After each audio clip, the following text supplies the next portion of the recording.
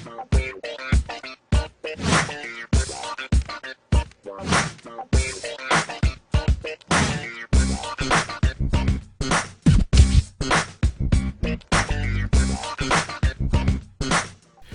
what's going on, everybody? You guys are checking out episode number 172 of the Hoop Doctors podcast. And of course, I go by the name of Kevin Burke.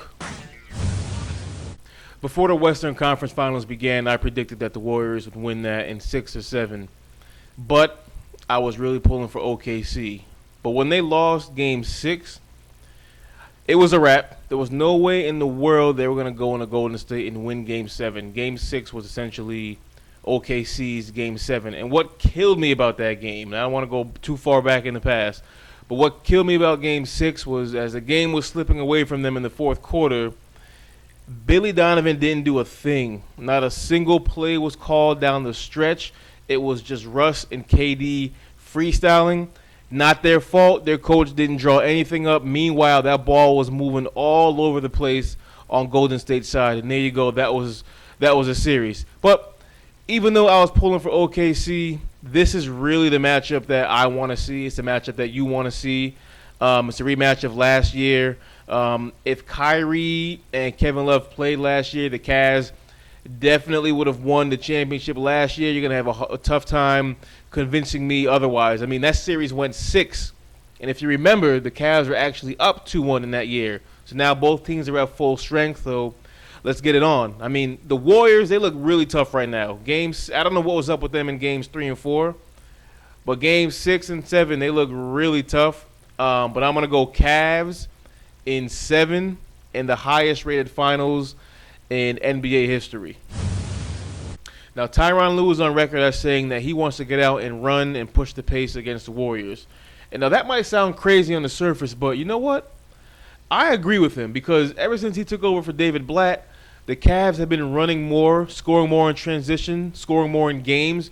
So it's proven that their roster can play at this pace. It's just that they weren't doing that under Coach Blatt. So, you know, it is working, but you don't want to get caught trying to out Golden State because they're good at what they do. And again, the Cavs are good at what they do, but the Cavs have not been doing this as long as Golden State has. But again, Cleveland has shown that they can run. But I think it really comes down to, you know, can Kyrie and whoever guards Clay, can they stay in front of them? Can they face guard them? Because OKC basically lost games 6 and 7 because Clay got hot in game 6 and Steph got hot in game 7. You're going to have to stay in front of these guys, face guard them. I know that's a lot easier said than done, but Kyrie's no slouch either. I mean, Steph can't stay in front of Kyrie. The key there for Kyrie is that he sometimes falls in love with the 3. It's the Steph Curry syndrome that has swept the league. He cannot fall in love with the 3. He's not that strong of a three-point shooter. He can get by Steph anytime he wants to actually get to the rim and try to score. And if they play small, Golden State, they're not going to have a rim protector there aside from Draymond Green. If you can pull him out, then kudos to you. But again, I'm going to say the Cavs in 7 primarily because Golden State, they showed some vulnerability in games 3 and 4 versus OKC that we've never seen from them. So the Kevin Durant free agency summer of 2016 is finally here. We've been waiting for it, talking about it. We can't wait. Let's get it going. We can't wait till July 1st. But I'm here to tell you it is going to be a dud, a snooze fest, nothing like anyone would have thought a year ago. And here's why. I mean, frankly, he would be personally, financially irresponsible if he did anything aside from one or two things. One, signing a 1-year deal with OKC. Or 2, signing a 2-year deal with OKC with a 1-year opt-out. Why?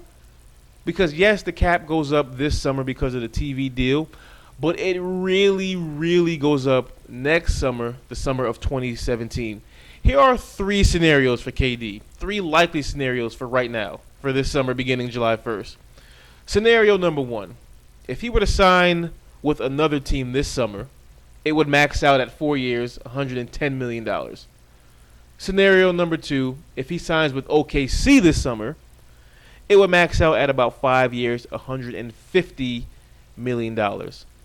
Scenario number 3, if he signs with OKC next summer, it'll max out at 5 years, around $208 million.